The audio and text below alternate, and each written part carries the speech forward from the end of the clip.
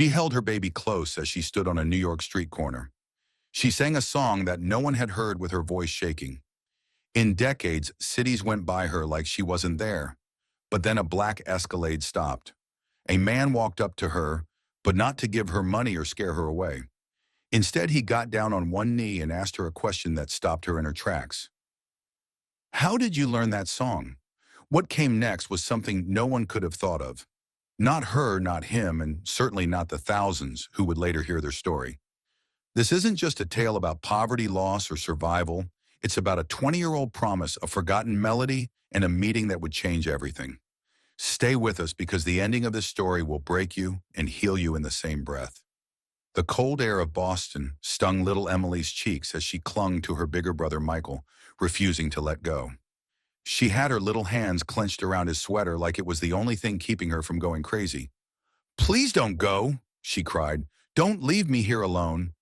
Michael got down on one knee and whispered, "I'll be back for you. I promise. I'll have money, a real house, dolls, candy, everything. Just wait for me." After a light tug on his hand, the social worker let go of him. Emily couldn't get rid of the picture of the fancy car pulling away with her brother inside for years. They were once together. There were only two scared kids left at St. Joseph's shelter after their parents went out one night to get food and never came back. No one ever came back for them. It wasn't weird. The lullaby they wrote together was the only thing that kept them calm. Michael and Emily would hide in a closet with old coats and whisper their little song. When you are weak and feeling small, count your blessings, one and all. But the place to hide didn't last forever. A wealthy couple from Beacon Hill chose Michael because he was smart and played the piano beautifully. Emily begged them to take her too, but they smiled and said no. Michael was no longer there. Years went by. Michael's new life was like something from a dream. Private schools that teach classical music, silk sheet summer homes. He never forgot about her, though. Before going to sleep every night, he told Emily in a whisper, "I'm coming for you." As soon as he turned 18, he spent all of his trust fund on a search for her. Private investigators were hired to look through adoption records and follow up on all leads. But Emily was no longer there. Why but in New York, many miles away, Emily's life was more like a bad dream. She was adopted by a couple who only wanted a child to look nice, so they could get extra change. They made her beg on the street with fake wounds and empty paper cups. She slept on a thin mattress in a room at night. They didn't like her as much as she got older. Emily finally ran away when she was 15 years old. She got out of the house through a broken basement window. She didn't have a plan, no money, no place to live. It was just her voice in the damp subway tubes of New York City. She began to sing again. Lullabies and old songs, anything to get people to stop and put a coin in her paper cup. Some did, but most didn't. Then Ryan came on. A broken kind of charm came from him. Another drifter, another voice in the crowd.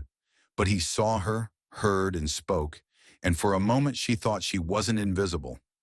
Over the bridge, they talked about old jackets, street food, and cold nights. When Emily told him she was pregnant, he froze and said, "Not mine."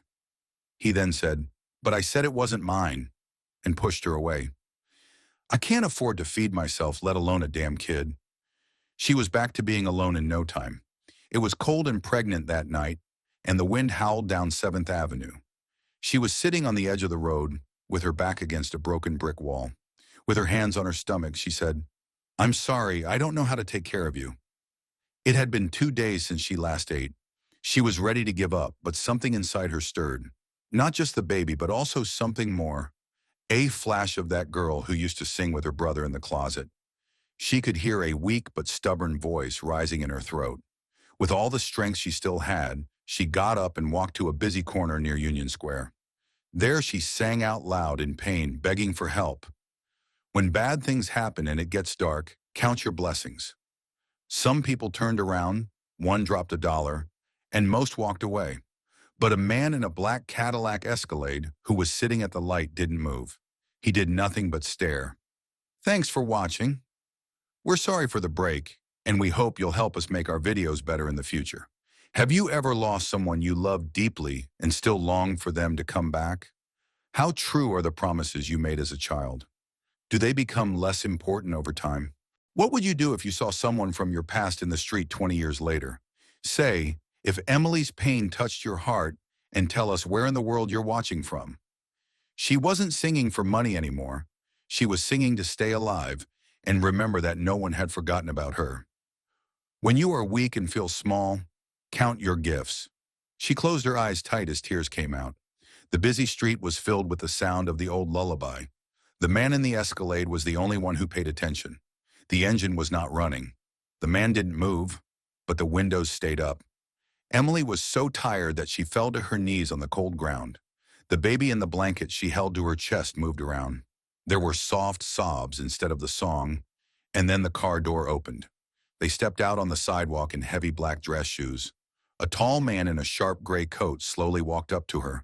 He was clean-shaven, but had a strange look on his face that seemed to say, haunted recognition. Emily freaked out. Was he going to tell on her? Take her child and tell her to leave? She held her child even tighter, getting ready for another shame. The man didn't kneel next to her, though. Instead, he stood in front of her and faced her. Where did you learn that song?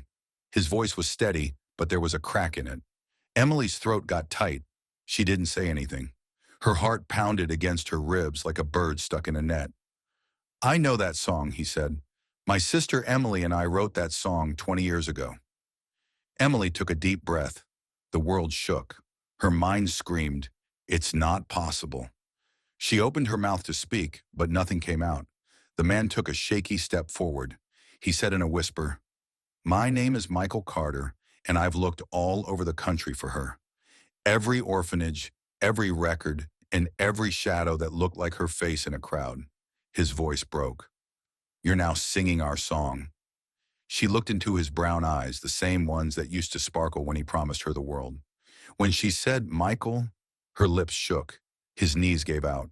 He got down on her level and asked her in shock, Emily, my God, is it really you? I thought you forgot about me. I thought you got adopted and moved on. I never stopped looking for you, she sobbed. He grabbed her and held her close. They held on to each other every day like survivors of a shipwreck, crying and shaking on the dirty streets of Manhattan. While people walked by, the world seemed to shrink down to a single pulse reunion. Back in the Escalade's warm interior, Emily sat in a cashmere coat while her almost one-year-old son slept soundly in her arms for the first time in days.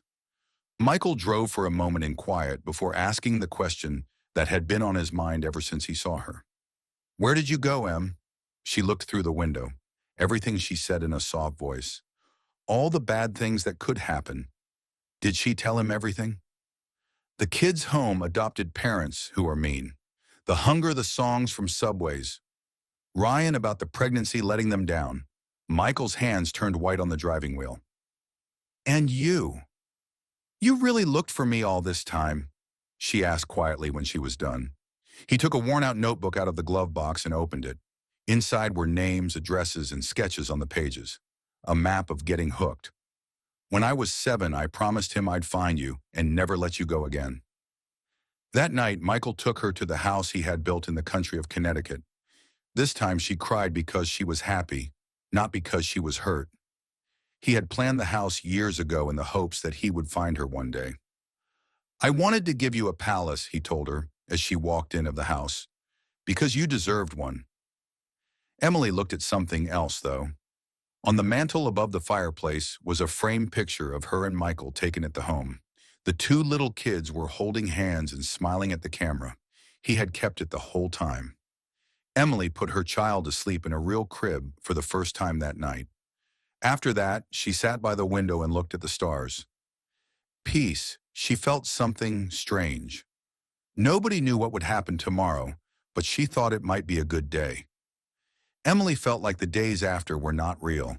She had gone from singing on the cold streets of New York to sipping warm tea in a sunny kitchen in Connecticut, while her baby laughed in a real crib down the hall. She thought she might wake up every morning on the street, but every time she opened her eyes, she wasn't. While she made breakfast or folded baby clothes, Michael was there, either sitting across from her and watching her with quiet happiness. She'd smile and say, You don't have to keep looking at me that way. Yes, I do, he'd say. I'm making up for 20 lost years. In more ways than one, Michael kept his word. He gave Emily everything she had been denied, a safe place to live with warmth, comfort, and most of all, respect. It wasn't about fine living. Little things made a difference. While half asleep, he'd warm the baby's bottle. At night, he'd sit with Emily and talk about their parents and the songs they used to sing about things they never got to say. Emily told Michael, "I feel guilty. There are so many kids out there still lost like we were," as she walked through the yard with her baby in her arms one afternoon. "Let's go find them," Michael said with a slow nod. That night, Emily had a new dream. Michael, with his business contacts and wealth, helped her start a nonprofit organization called Homebound Hearts. This organization gave orphans and runaway teens across the country a place to live, an education, and emotional support. She took the lead. Her pain made her a strong woman who spoke out. She knew what these kids were going through and could help them. When she spoke, she never hid her story. There were songs about hunger, deception, and the man who found her when everyone else had forgotten about her. She played the same lullaby at the end of every event. When you're weak and feel like a little thing, list all of your gifts. People cried, gave money, and most importantly, they listened to Emily's baby boy. Liam grew up in a house full of music and laughter. He would chase ducks around Michael's farm, draw on walls, and call Michael Uncle M. Michael had been adopted as a child because of his talent, but he now had a much better home. After 10 years, Emily stood on stage in front of a full house. Homebound Hearts has been around for 10 years.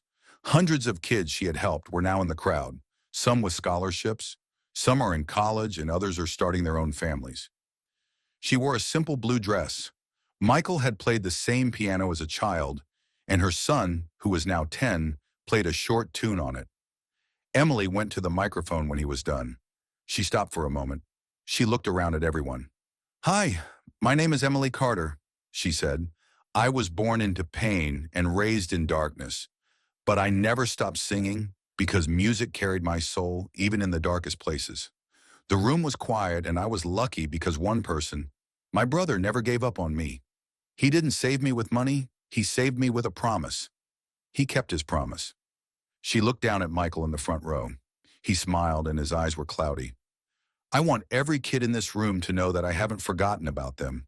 That's not broken, that's becoming.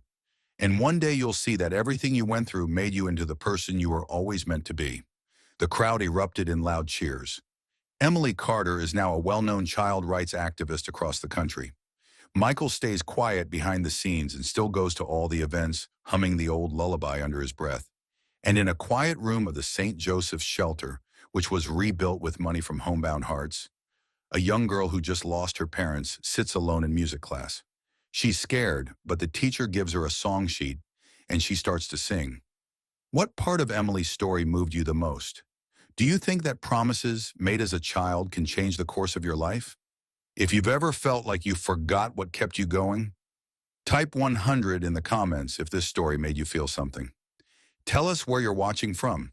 See how far this story has gone. Also, please send this movie to someone who needs to believe in hope again. Thanks for seeing this. Until then,